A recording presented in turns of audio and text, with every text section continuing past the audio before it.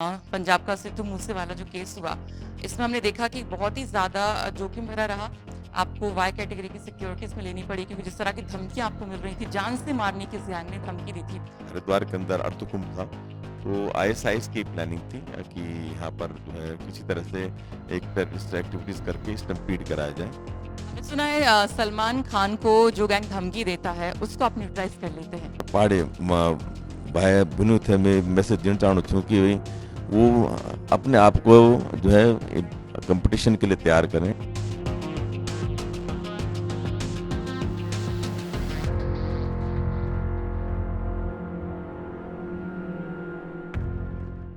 नमस्कार, आप देख रहे हैं हमारा खास कार्यक्रम पहाड़ के गौरव और मैं हूं आपके साथ सरिता तिवारी। अक्सर आप खबरें सुनते हैं कि दिल्ली में 2 टेररिस्ट हाल ही में पकड़े जाते हैं। आपने सुना होगा कि जो हाल ही में सिद्धू मूसेवाला जो मर्डर केस हुआ है, उसमें जो शार्प शूटर रहे हैं, उनको अरेस्ट कौन करता है। आपने सुना होगा रेड फोर्ट पर और पार्लियामेंट पर कुछ साल पहले अटैक होता है, इस केस की जांच कौन करता है। कई बार ऐसी खबरें भी सामने आती हैं कि जो टेररिस्ट होते हैं वो बहुत बड़ा प्लान करते हैं क्लिंग करने का पीपल को, लेकिन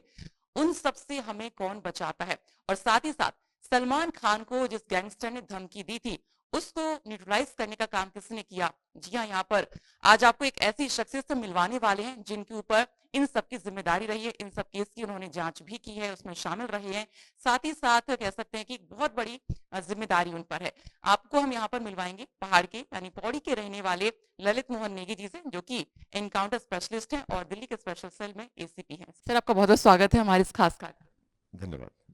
सर, अगर हम लेटेस्ट केस की बात करें, पंजाब का सिद्धू मूसेवाला जो केस हुआ, इसमें हमने देखा कि बहुत ही ज़्यादा जोखिम भरा रहा। आपको वाई कैटेगरी की सिक्योरिटीज़ में लेनी पड़ी क्योंकि जिस तरह की धमकियाँ आपको मिल रही थी, जान से मारने की ज़ियान ने धमकी दी थी। तो जब इस तरह की सिचुएशन आती है कि जब आपको धमकियाँ मिल रही हैं, जान पे आ जाती है, ऐसे में कैसे टैकल करते हैं कि आपको पता है कि अगर आपने पंजाब में एंट्री की तो भाई कुछ भी हो सकता है, तो जज्बा वो बहादुरी आती कैसे है फिर? नहीं, जब हम लोग स्पेशल सेल में हैं तो यहाँ पर इसका नेचर ऑफ वर्क ही ऐसा है कि आप जब यहाँ पर अपना काम करते हैं, आपकी यहाँ पर पोस्टिंग होती है, तो आपका एक तरह से आपको मेंटली आपको प्रिपेयर रहना पड़ता है कि भाई आपको इस तरह की इवेंचुअलिटी से फेस करना पड़ेगा। तो क्योंकि यहाँ पर काफ़ी हाई प्रोफाइल केसेस हमने इन्वेस्टिगेट किए हैं, काफ़ी हाई प्रोफाइल टेररिस्ट और गैंगस्टर्स को पकड़ा भी है, न्यूट्रलाइज भी किया है, तो ऐसे में जो है मेंटली और जो है हमारी जो है हम लोग इस काम के लिए प्रिपेयर रहते हैं और इस तरह की सिचुएशन रहती है, जॉब का पार्ट है इसमें, और उससे ज़्यादा कुछ नहीं। हमने सुना है सलमान खान को जो गैंग धमकी देता है, उसको आप न्यूट्रलाइज कर लेते हैं। कितना मुश्किल होता है? नहीं नहीं, ऐसा कुछ जो जनरली ये था कि इसमें गैंग के मेंबर्स होते हैं, गैंग तो एक बहुत बड़ा पार्ट इनका रहता है, उसके मेंबर्स आते रहते हैं जाते रहते हैं, लेकिन जो चीजें होती हैं कुछ चीजें कुछ लोग पकड़े जाते हैं, कुछ लोग जो है अगर पुलिस पे कुछ वो रिएक्ट करते हैं तो पुलिस भी उसमें अपना जो है सेल्फ डिफेंस में एक्शन लेती है।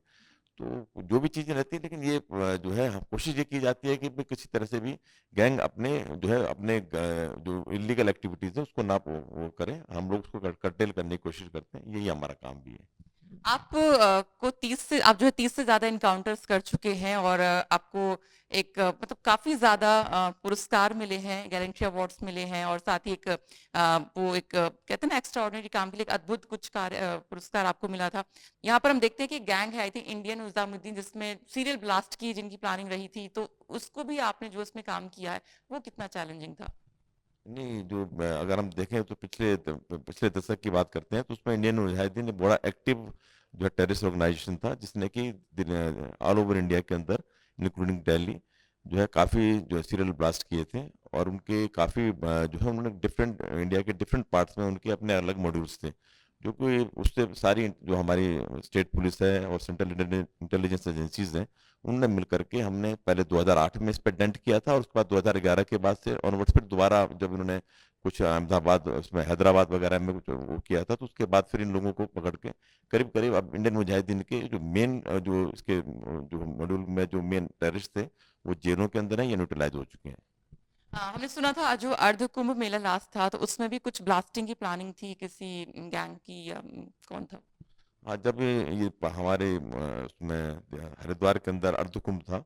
तो आईएसआईएस की प्लानिंग थी कि यहाँ पर जो है किसी तरह से एक टेररिस्ट एक्टिविटीज करके स्टम्पीड कराया जाए। तो वो हमने उसको जो है उसको नैप किया था। उससे पहले ही जब वो लोग जा रहे थे वहाँ पर काम करने के लिए, तो हमने उत्तराखंड पुलिस के साथ मिल करके उन लोगों को नैप करके उनको अप्रेंड किया था और उनको फिर इस केस में उन्हें दर्ज किया था उनके खिलाफ। आप इतने सारे केसेस देखते हैं क्योंकि हर केस में हम देखते हैं बहुत ही ज्यादा रिस्क टेकिंग वाला काम होता है और हर केस में मतलब जान पे ही बनी रहती है। एक नॉर्मल लाइफ सरवाइव करना कि जैसे हम लोग हैं, कोई डर नहीं है, कोई ऐसा कि किसी से ऐसा दुश्मनी नहीं, लेकिन जब आप ऐसे काम करते हैं आप तो अपना ड्यूटी निभा रहे हैं, लेकिन ऐसे जो गैंगस्टर होते हैं वो आपको डायरेक्टली टारगेट करने लगते होंगे। तो इसमें वही मेरा दोबारा सवाल है, बचते कैसे हैं? क्योंकि हालांकि आपका नेचर है वर्क मतलब ड्यूटी का, लेकिन फिर भी और कैसे मतलब खुद को संभालते जनरली मैं ये देखता हूँ कि अगर जितने भी अगर पुलिस पे अटैक हुए हैं उसके अंदर अगर हम उसकी हिस्ट्री को देखते हैं, तो उसके अंदर उन पुलिस ऑफिसर्स पे ज्यादा अटैक हुए हैं जो किसी एक गैंग के साथ एफिलिएटेड हो गए। लेकिन जब आप न्यूट्रलाइज होकर काम करते हैं, एक बेसिक आप जो आप एक पुलिस ऑफिसर के उसकी कैपेसिटी में काम करते हैं, तो मुझे नहीं लगता कि किसी जो है गैंगस्टर की या किसी टेररिस्ट की इतनी ज्यादा हिम्मत होती है कि वो उस पर एक्शन ले, क्योंकि वो एक आदमी को टारगेट नहीं कर रहा होता, वो पुलिस फोर्स को टारगेट कर रहा होता है। तो इतना इतना रिस्क लेना उनके लिए मुझे लगता है कि वो करेंगे। और ये चीजें रही भी हैं कि जहाँ कभी भी उन्होंने पुलिस ऑफिसर्स पे अटैक किया तो वो लोगों को उस बिफिटिंग उसको रिप्लाई मिला है इसका। पहाड़ के हमारे दर्शक हैं, आपको देख रहे हैं, थोड़ा सा बताइए, आप पौड़ी से हैं तो कैसे अपब्रिंगिंग हुई और कैसे यहाँ तक पहुंचने का, शॉर्ट में अगर आप अपना सफर बता सकें। हालांकि पैदा जन्म यहीं पे हुआ था दिल्ली में, लेकिन क्योंकि हमारे गांव में हमारे दादाजी वगैरह पूरी फैमिली वहाँ थी, तो मदर फिर वो वहीं जाना पड़ा गांव में। गांव में सारी खेती बाड़ी हम लोग का मदर वगैरह करती थी, तो पिताजी यहाँ पर जॉब करते थे। मैं थर्ड तक मेरी एजुकेशन वहाँ पर हुई, इनिशियल एजुकेशन थर्ड तक मैंने वहाँ पर पढ़ी। और उसके बाद भी मैं क्योंकि मदर वहाँ रहती थी, तो मैं गर्मियों की छुट्टियों में मैं वहाँ पर उनको ज्वाइन करता था। तो कुल मिलाकर के गांव से मेरा बहुत ही अच्छा कनेक्शन रहा है। मैं अभी भी गांव से जुड़ा हुआ हूँ, और उससे वहाँ की जो पुरानी यादें हैं उनको लेकर के मैं अपन कुछ रिलेश करता हूँ, तो देखता हूँ कि भाई किस तरह से हम लोग पहले कितने बड़ा एक गांव हुआ करता था, अब धीरे धीरे गांव के अंदर सब कुछ खालीपन होने लगा, कुछ लोग सब वहां से निकलने लगे, अब गांव खाली रहता है, तो बड़ा बड़ा दुख, वो भी दुख होता है उस चीज का। उसके बाद आप यहाँ पे आते हैं, आपके कई सारे प्रमोशन एंड पोस्टिंग, इतनी सारी चीजें होती हैं। और आप जब, अगर हम थोड़ा फैमिली की बात करें, आप इतने मतलब कहते हैं ना हार्डकोर जो टेररिस्ट होते हैं इनको पकड़ते हैं, घर में जो बच्चे हैं आपके, वो कहते हैं कि मतलब वो पापा मतलब इतने खतरनाक काम करते हैं, कैसे कर लेते हैं? नहीं, हाँ, अपने बच्चे स्वभाव थोड़ा से। बच्चे और जो फैमिली है वो थोड़ा एक्सिस तो रहते हैं इस मामले में, उत्सुक भी रहते हैं कि भाई आप लोग काम करते हैं न्यूज़पेपर में, उस मीडिया में आता है इस तरह का, तो लोगों थोड़ा सा उनको लगता भी है। लेकिन साथ साथ में इस मामले में हम लोग उनको भी सेंसिटाइज करते हैं कि अपने आप को ज्यादा वो करने की कहीं पे जरूरत है नहीं। और कोशिश भी ये करते हैं कि हम लोग जो है जरूरत से ज्यादा कहीं पे इस तरह की चीजें ओवर एक्ट हम ना करें। और फैमिली मेंबर्स भी को भी हम इस तरह से उनको बताते हैं, तो वो लोग इस तरह उस चीज को समझते हैं कि भाई कि हमारा नेचर ऑफ जॉब इस तरह का है, काम करने का वो है, तो वो भी इस चीज को समझते हैं इस बात को। अच्छा, अगर आपके, मैं थोड़ा सा बैक में जाऊँ, मतलब कि अगर होता है ना करियर एंड ड्रीम की बात करें, तो थोड़ा सा बताएं आफ्टर ट्वेल्थ आपने क्या किया, क्योंकि हो सकता है बहुत यूथ हमारा जो है व्यूवर्स हैं तो वो भी समझना चाहेंगे कि आफ्टर ट्वेल्थ आपने ऐसा मतलब क्या क्या किया था, कैसे कैसे इसमें आए, थोड़ा सा अगर आप समझा सकें। हालांकि वही होता है कि जैसे जनरली जो पहले होता था कि भाई आप ग्रेजुएशन पहले आप पढ़ते रहते हो, लेकिन ये नहीं पता होता कि हमें करना क्या होता है। तो ये चीजें रहती हैं। तो मैं भी ग्रेजुएशन करने के बाद मुझे लगा कि अब करूँ क्या, तो फिर किसी ने मुझे सजेस्ट किया, क्योंकि मेरे फ्रेंड थे वो मेरे जो है साथ ही पढ़ते थे, तो वो पीएनबी में नौकरी लग गई थी उनकी। तो उन्होंने कहा कि ललित यार जो आप जो है जॉब के लिए ढूंढो, क्योंकि आपको जो है इसमें जो है बैंक की गवर्नमेंट तैयारी कर लो। बैंक की तैयारी करो। और तो फिर मैंने एसएससी की बैंकिंग की तैयारी की, तो मैं जो है 1986 में मैं सिलेक्ट हो गया था स्टाफ सिलेक्शन कमेटी एग्जामिनेशन में। फिर वहां से मेरा उद्योग भवन में मिनिस्ट्री ऑफ जो है इंडस्ट्री में मेरा सिलेक्शन हुआ था। तो मैंने वहाँ 1986 से लेकर 89 तक वहाँ किया। फिर मुझे थोड़ा पुलिस में जाने का शौक था, तो 89 में मैं जो है भर्ती हो गया यहाँ पर दिल्ली पुलिस के अंदर एज ए सब इंस्पेक्टर। और उसके बाद फिर 90 ऑनवर्ड्स जो है मैंने पहले ट्रेनिंग की। ट्रेनिंग के बाद फिर मेरी पहली पोस्टिंग निजामुद्दीन में हुई। निजामुद्दीन के बाद ट्रेनिंग के बाद फिर मैं वसंत कुंज चला गया, और वसंत कुंज से फिर मैंने डिफरेंट केसेस जो है किए हैं। मतलब एक क्लर्क की कहाँ आप तैयारी करने वाले थे और कहाँ आप एनकाउंटर स्पेशलिस्ट यहाँ पर बन जाते, कितना ड्रास्टिक चेंज यहाँ पर आपके करियर में हो गया। तो जो आपके साथ का जो सलाह दे रहा था, आज वो क्या कहता है? नहीं, एक्सपर्ट कुछ नहीं होता। आप जिस तरह का जॉब करते हैं, हालांकि लोग इस तरह के टर्म उसको टर्म को दे देते हैं काउंटर एक्सपर्ट, ऐसा कुछ नहीं है। जिस तरह का आपका जॉब होता है ये आपको सर उस। आपका बड़प्पन है, हम तो सर पेपर में आपकी खबरें पढ़ते रहते हैं। नहीं, ऐसा कुछ नहीं है, सिंपल आपको अपना काम को करना है और उसमें यही चीज देखने की काम भी तो खतरनाक है। काम भी तो खतरनाक है काफी। काम खतरनाक है तो उसको आपको जब इस तरह के उससे करना पड़ता है तो उसके लिए वही होता है कि हमारे पास एक सरप्राइजिंग एलिमेंट होता है जब हम लोग अपने फील्ड में काम करते हैं, और उसी का शायद हमें बेनिफिट भी मिलता है कि हमारे पास एक सिस्टम है, हमारे पास पीछे एक लॉजिस्टिक्स वगैरह रहती हैं, हमारे पास जो है इंटरसेप्शंस वगैरह इस तरह की चीजें रहती हैं, तो उन चीजों को देख करके हम लोग अपना काम करते हैं। तो कुल मिला करके जो है जो फोकस यही रहता है कि भाई आप अपने काम को ढंग से करें और बिना किसी उसके रखें। दिल्ली में खासकर यह है कि न यहाँ पॉलिटिकल इंटरफेरेंस भी कम है और ऑफिसर्स का, सीनियर अफसर का बहुत ज्यादा सपोर्ट रहा है, ये हमेशा रहता है यहाँ पर। हमने सुना आप काफी ज्यादा सोशल वर्क भी करते हैं, कोई ट्रस्ट भी है आपकी, तो किस तरह से, मतलब उसमें क्या होता है, थोड़ा सा बताएं। एक्चुअली जो हम फादर थे, फादर का बड़ा अपने हमारे जो है उनका पहले से बहुत समाज सेवा में बहुत ज्यादा वो इन्वॉल्व रहते थे। उसको हम देखते भी थे बड़े, क्योंकि बचपन में उनके साथ ही रहा मैं, तो देखता था कि वे किस तरह से संडे सैटरडे की उनकी छुट्टी होती थी, हालांकि क्लर्क्सो में थे वो, सैटरडे संडे की छुट्टी होती थी तो किस तरह से समाज के काम के लिए वो निकल जाते थे, मीटिंग्स होती थी, पैसा करना जो है गांव में, क्योंकि बड़े कम जो है वहाँ पर पैसे की समस्या रहती थी, तो होली खेल करके, रामलीला खेल करके पैसे को इकट्ठा करना, फिर गांव की रिक्वायरमेंट्स में जो है गांव के समाज, जैसे क्योंकि गांव में उस वक्त क्या होता था कि शादी ब्याह या कोई भी फंक्शन होता था तो गांव में सब साझा होता था, उसके लिए सब सामान इकट्ठा होता था गांव में, तो उस सामान को इकट्ठा करना, ये पूरा जो है एक तरह से हमने पूरा आपस में एक पूरा गार्ड जो होता है, एक हमारा ब्लॉक है पूरा, उसमें हम लोग 10-15 जितने गांव थे वो लोग इकट्ठे होकर के काम करते थे। तो वो चीज़ देखी थी तो फादर ने भी इसको कंटिन्यू का, तो मैंने सोचा कि तो हम भी उसको कंटिन्यू करते हैं। तो वहाँ पर एक्चुअली में क्या है कि हमारे यहाँ पर जो स्कूल है वो जो है सरकारी नहीं, इस तरह से वो मैनेजमेंट स्कूल्स हैं, उसमें सरकार की तरफ से सिर्फ जो है हमारे टीचर्स प्रोवाइड किए जाते हैं, बाकी जो बिल्डिंग्स है और जो चीज़ें और चीज़ें रख रखाव है उसका जो है ग्राम सभा को ही देखना पड़ता है। तो वो चीज़ें जो है उसमें उसमें क्या अब जो हालात देखी कि गांव में हमारे स्कूल में जहाँ हम पहले पढ़ते थे तो वहाँ की हालत उसको में ना फर्नीचर है ना वहाँ पर अच्छी बिल्डिंग थी, तो उसको कोशिश किया कि हम लोगों ने मिलकर के, मेरे कुछ साथी थे दिल्ली में, हमने उनके साथ मिलकर के एक जो है मैंने फादर की डेथ हो गई थी उसके बाद मैंने उनके नाम से ट्रस्ट खोला, और फिर हम सब ने मिल करके वहाँ पर स्कूल को रेनोवेट किया, और उसको उसमें जो है अब जितने भी आज की तारीख में मॉडर्न जितनी फैसिलिटीज़ हैं वहाँ के हर उस बच्चों को वहाँ मिलती है, वहाँ पर जो है कंप्यूटर है, वहाँ पर क्लासरूम में अच्छी लाइट्स हैं, पंखे हैं, तो बच्चे वहाँ पढ़ते हैं, उनको अच्छा भी महसूस होता है और अपने आप को लगता है कि मैं दिल्ली के स्कूल के बराबर में पढ़ाई के लिए मुझे माहौल मिल रहा है। दूसरा, अगर हम आपकी थोड़ी हॉबीज की बात करें, हालांकि आपको खाली टाइम तो मुझे नहीं लगता कि बहुत ज्यादा मिलता होगा, क्योंकि आपका, मैं देखती हूँ, कोई छुट्टी भी नहीं होती है, सैटरडे भी, संडे भी हमने आपको काम करते देखा है। अ, जब भी कभी खाली टाइम मिलता है, या आपका मतलब यंग एज से क्या आपकी कुछ हॉबीज रही थी जो आप खाली टाइम में करना पसंद करते हैं।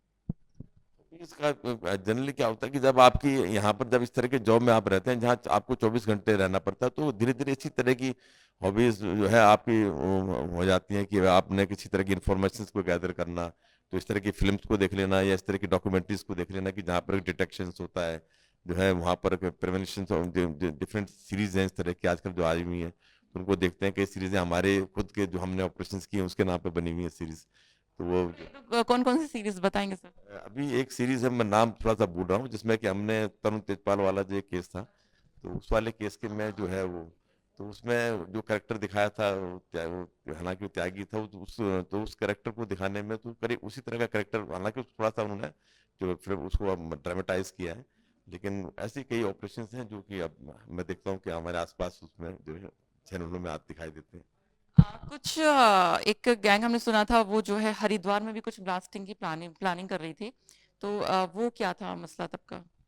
वो आईएसआईएस का एक वो था कि उस वक्त क्योंकि अर्धकुंभ था और अर्धकुंभ में काफी लोग इकट्ठे हो रखे थे, तो हाँ उसमें था, तो वो जो पीछे से आईएसआईएस में को जो है उनके जो उनके जो सीनियर जो उनको हैंडल कर रहे थे, उनके जो हैंडलर थे वो ट्रांस बॉर्डर बैठे हुए थे, तो उन लोगों ने उस टाइम पर प्लानिंग की थी कि भाई एक अच्छा कॉन्ग्रीगेशन है, काफी लोग वहां पर इकट्ठे होंगे, अगर कुछ इंसिडेंट होता है वहां पर, अगर पटाखा भी अगर फूटेगा तो वहां पर भी कई लोग जो है भगदड़ में उनकी डेथ हो जाएगी, तो उनका जो पर्पज है वो सॉल्व हो जाए, वो पर्पज एक तरह से उनका उसमें अपने कामयाब हो जाएगा उस काम करने में। तो वो उसमें कहीं उन्होंने आसपास के लड़कों को उन्होंने मोटिवेट किया था, तो उन लोगों को हमने टाइमली उनको फिर हमने इंटरसेप्ट किया और उनको पकड़ करके फिर मोटिवेशन से सर एक बात आती है क्या चीज आपको मोटिवेट करती है काम में, या काम ही पसंद है, या मतलब कि रोज उठना है और ये चीज करनी है, तो क्या एक चीज है जो आपको बिस्तर से उठने के लिए मजबूर करती है काम के लिए? नहीं, वैसे अगर आप देखें तो बड़ा, अगर आप कोई वैसे जवाब देगा तो कहेगा नहीं मैं देश की सेवा है उसकी करना चाहता हूँ, लेकिन ऐसा नहीं है। जब साथ साथ में जॉब है, और फिर जॉब में जब आपको इस तरह का जॉब आपको असाइन किया हुआ है, तो आप ये देखते हो कि यार चलो इसमें क्या है, साथ साथ देश की या समाज की या उसके खुद अपनी भी, अगर कल हमारे बच्चे भी मार्केटों में जाते हैं, इस जगहों पर जाते हैं जहाँ वो ये लोग ब्लास्ट कर सकते हैं, तो कोशिश यही रहती है कि भाई किसी तरह से इस तरह की एक्टिविटीज हमारे जो है, जैसे हम दिल्ली में काम करते हैं तो दिल्ली में ना हो, और उसके आसपास और किसी भी शहर में ना हो। तो ये आजकल के जो है, जिस तरह की इंट्रा एजेंसीज कोऑर्डिनेशन है, तो उसमें काफ़ी अब चीज़ें एक दूसरे से जो है इंफॉर्मेशन है वो शेयर हो जाती हैं, और इस तरह की एक्टिविटीज जो है अब आप देखते हैं कि आप देख रहे हो उसमें काफ़ी गिरावट आई है इस तरह की। कई बार ऐसा होता होगा आपके साथ कि आपको जैसे पता है कि इनपुट आता है कि भाई यहाँ पर टेररिस्ट कुछ ब्लास्ट करने वाले हैं, या पर्टिकुलर कुछ एरिया में, दिल्ली में भी आई थिंक हमने सुना था। तो ऐसे में उस चीज को आपको रोकना है कि कई लोगों की जान क्योंकि मतलब जा सकती है। तो ये कितना चैलेंजिंग आप फील करते हैं? मतलब बहुत ही आपके पास मान लीजिए कभी ऐसा कोई केस, जब कम टाइम है और ऐसी सिचुएशन आ गई है, कैसे टैकल किया था? जब इस तरह की सिचुएशन आती है तो जनरली सबसे पहले तो यही रहता है कि ये सबसे पहले तो जब इस तरह के काम होते हैं तो इसमें एक पर्टिकुलर, जैसे अगर सेल है, सेल के साथ में और सेंट्रल एजेंसीज में वो भी काम करती हैं, जो कि वो दिखाई नहीं देती लेकिन वो भी काम करती हैं साथ में। तो सब मिल करके उसमें काम करते हैं, और सीनियर अफसर्स भी इसमें क्योंकि बड़े क्लोजली मॉनिटर करते हैं, तो उनकी तरफ से भी गाइडेंस मिलती है, और हम लोग भी जो अपना फील्ड का जो हमारा अपना एक्सपीरियंस रहता है उसको भी देखते हुए जहाँ भी इस तरह की सिचुएशन आती है उसमें हम देखते हैं कि किस तरह से कि कोई ऐसी कैजुअलिटी ना हो, इस तरह की चीजें ना हो, तो उसके एप्लीकेशंस में हम लोग कोशिश करते हैं कि उसको टाइम से हम उसको पकड़ सकें, उनको नैप कर सकें, और इस तरह की इंसिडेंट को अवॉइड कर सकें। सर, अगर आपकी लाइफ की में सबसे ज्यादा चैलेंजिंग अगर केस की बात करें, या ऑपरेशन जिसे कहेंगे, वो कौन सा रहा है जिसमें बहुत ज्यादा प्रेशर रहा हो और बहुत ही मतलब मुश्किल भरा रहा हो, फाइनली सक्सेस हो गए? जैसे सबसे पहले तो एक तो पार्लियामेंट शूटआउट केस है, और दोनों ये रेड फोर्ट शूटआउट केस है। इन दोनों केसों में देखो तो पूरा एक तरह से हमारी हर चीज स्टेक पे थी, और दिल्ली पुलिस की चाहे तो, लेकिन दोनों केसेस के अंदर भी हमने टाइमली उसमें पूरी टीम ने मिलकर के, पूरे यूनिट ने मिलकर के उस पर काम किया है। जैसे अगर हम पार्लियामेंट वाले केस को लेते हैं तो सबसे फर्स्ट एंट्री जो थी वो सेल की थी, वहाँ पर स्पॉट पे हम लोगों ने वहाँ पर देखा तो डिफरेंट जगहों पर डिफरेंट स्पॉट थे वहाँ पर। मेन जो डोर था वहाँ पर भी जो है टेररिस्ट न्यूट्रलाइज हो रखा था, एक हमारे कुछ कुछ वैसे जनरल कैजुअलिटीज भी थी। और दूसरे गेटों पे भी जो है टोटल 5 जो है टेररिस्ट न्यूट्रलाइज हुए थे उस वाले केस में। तो हमने देखा कि उसके उनके जो बैग्स थे उसके अंदर भी आईडीज थी, कार के अंदर भी आईडीज थी जो कि फटी नहीं थी उस वक्त में। तो सबसे पहले एनएसजी ने रेंडर सेव किया था, उसके बाद फिर हम लोगों ने उनको जाकर के जब हमें हैंड ओवर हुआ, उस स्पॉट हमको हैंड ओवर किया गया, तो हम सबसे पहले देखा तो वहाँ हमें मोबाइल फोन्स मिले, उस पर स्लिप्स मिली, उस पर नंबर लिखे हुए थे। तो उस पर जो है हम लोगों ने उस पर इमीडिएटली काम करना शुरू किया। कुछ लोग उसमें देखा कि भाई कुछ नंबर हमारे पास थे। उस टाइम पूरा मीडिया के अंदर बहुत ज़्यादा उसमें लोगों में था कि भाई पार्लियामेंट में अटैक हो गया है। तो हमारे पास सब हर किसी पे प्रेशर था कि भाई उन वो जो जो मेन कल्प्रिट्स हैं वो बुक किए जाएं। तो उसमें भी हम लोगों ने रात दिन काम किया है। हालांकि उस वक्त हम जो है उस दिन हमें छुट्टी जाने का, सबने छुट्टियां, हम ज़्यादातर हमारा 50% स्टाफ छुट्टी पर जाने का प्रोग्राम कर रहा था, हमने भी छुट्टी भरी हुई थी, लेकिन वो चीज़ को छोड़ करके हमने रात दिन किया। तो 48 आवर्स के अंदर हमने उस 8 आवर्स की? 48 आवर्स के अंदर हमने दोनों केसेस के अंदर भी, रेड फोर्ट शूटआउट में भी ऐसे किया था। रेड फोर्ट शूटआउट में भी हमारे को, जब हम लोग स्पॉट पे गए थे तो हमें वहां पर जब हमने बिल्कुल स्क्रीनिंग की थी वहां पर, जब माइन्यूटली ऑब्जर्व किया था, तो हमें एक स्लिप मिल गई थी, एक वेंडलेयर मिल गया था हमारे को वहां पर। उस पर एक स्लिप थी, उस नंबर से हम लोग गए, उसमें देखा कि उसकी नंबर की लोकेशन ओखला आई है। फिर ओखला में हम लोगों ने उस पर किया। फिर उस वक्त जो है इंटरसेप्शन जो है पर्टिकुलर एक्सचेंज में जाकर होता था लोग हम लोगों को। तो एक्सचेंज में हम लोग बैठे रात भर, हमने उसको मॉनिटर किया। मॉनिटर करने के बाद फिर जो है हमने किसी एक बंदे को आइडेंटिफाई किया, सस्पेक्ट को। उसके बाद उसमें पता चला कि वो पाकिस्तानी है। बाद में हमने पूरे एक और जो है पाकिस्तानी जो यहाँ पे था उसको न्यूट्रलाइज किया। तो कुल मिलाकर दोनों केसेस के अंदर बहुत ज़्यादा प्रेशर था। पूरी हमारी एक पूरे जो है जो हमारी सिक्योरिटी एजेंसीज की जो है उनकी गुडविल ताक पे थी। तो सब ने मिलकर, सेंट्रल एजेंसीज ने, हम सब ने मिल करके इस केस को मिल करके हमने सॉल्व किया है। कई तरह की घटनाएं होती हैं, चाहे वो पंजाब के सिद्धू मूसेवाला की हो या चाहे दिल्ली का हो या किसी और स्टेट में होता है। हम देखते हैं कि स्पेशल सेल इतनी ज्यादा एक्टिव होती है कि जितनी भी सुर्खियां खबरें आती हैं हम देखते हैं कि हर जगह पहुंची हुई है। तो इतनी एक्टिवनेस कैसे आ जाती है? सबसे पहले तो हम लोग कैपिटल की पुलिस हैं,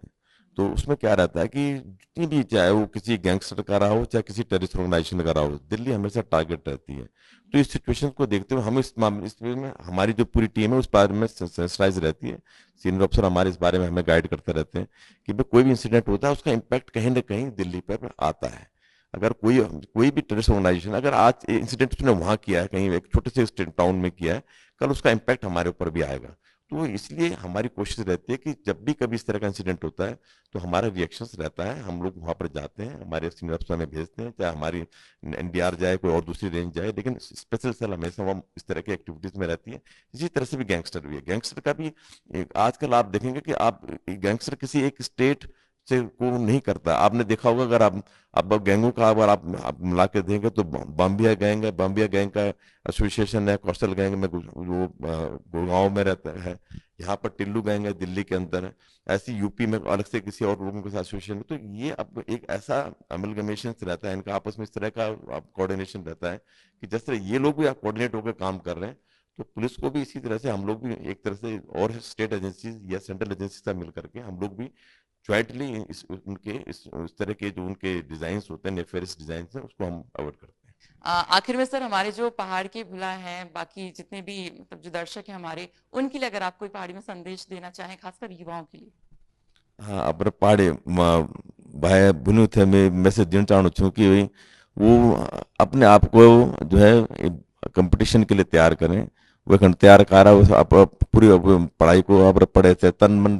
ढंग से उसे वो फिर डेवोट होके कारा। तो वैसे क्या चाहिए कि प्रभात, अगर तुम जो है हम जगह लगे हम बोला कुछ दिन बाद हमारे रिटायर हो जाना, तो तुम लोग हमारी जो पोजिशन ले आओ और आप लोग मिल जो है खूब मेहनत करा, खूब पढ़े करा, और एक बात फिर जो है जो डिफरेंट जॉब्स हैं कि यानी कि सिर्फ हम सिर्फ आर्मी में जाना, तो और भी स्कोप चाहिए जब काम हो सके,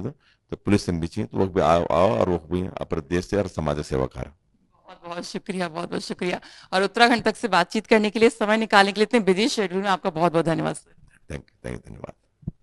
ये थे हमारे साथ स्पेशल सेल के एसीपी ललित मोहन नेगी जी, जिन्होंने अपना जो टेनर पूरा रहा है अभी तक का, इसमें जितने भी चैलेंजिंग केस थे बड़े बड़े, हमने सारी जानकारी लेने की कोशिश की ताकि किस तरह से बहादुरी से अपनी जान पर खेलकर काम करते हैं वो आपको हम बता सके। तो फिलहाल आज के इस अंक में इतना ही, लेकिन बाकी खबरों के लिए आप देखते रहिए उत्तराखंड तक। नमस्कार।